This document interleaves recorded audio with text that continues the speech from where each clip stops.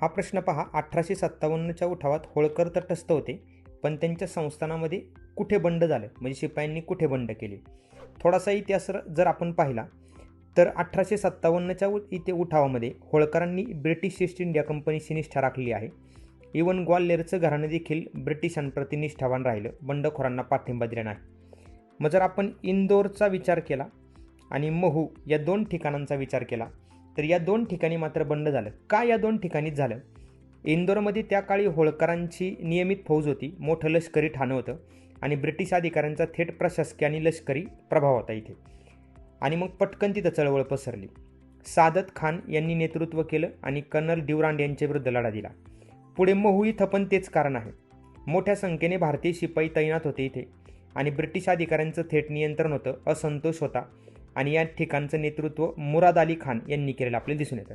म्हणून प्रश्नाचं उत्तर आहे बी आणि सी, महू आणि इंदोर.